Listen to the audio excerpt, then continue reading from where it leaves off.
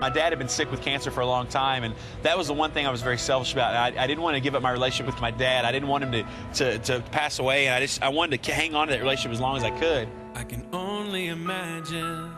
That was one of the reasons why I wouldn't surrender to the ministry, because for some reason I felt like if I did this and something was going to happen to my dad, and so I avoided it at all costs. And I had a lot of conversations with my father about where God was taking me and stuff like that. And he encouraged me a lot about just, follow Christ, because my dad was one that didn't for most of his life. A lot of his life he was very unsatisfied and very disappointed, but he fell in love with Jesus those last few years. When my father passed away with cancer when I was 19, something happened in my life where I realized that I could give up the most important thing in my life and I found myself embracing Christ. I moved to a church in Florida and worked as a youth intern there for a little while, and through that, got a chance to go overseas with a group called All-Star Missions out of Tulsa. That was the first time that I really got in front of a couple hundred students and just saw God move and just saw a response I'd never seen before.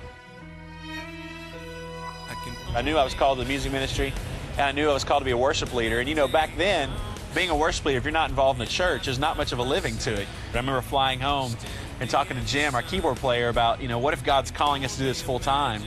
And so we got home from Switzerland and started Mercy Me in '94.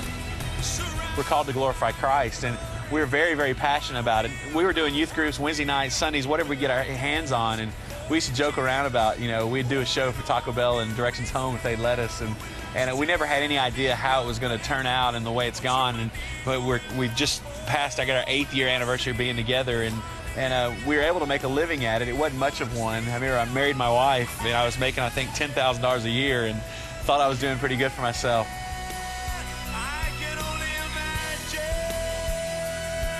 Almost 2 years ago, we signed a record deal, and things just kind of took off, and we knew that God had called us to what we're doing, but had no idea where He was going to take us. Long before all the success came, this was the joy of my life. This is what God had called me to do. I'm right where God wants me, and just I love it. Forever worship you.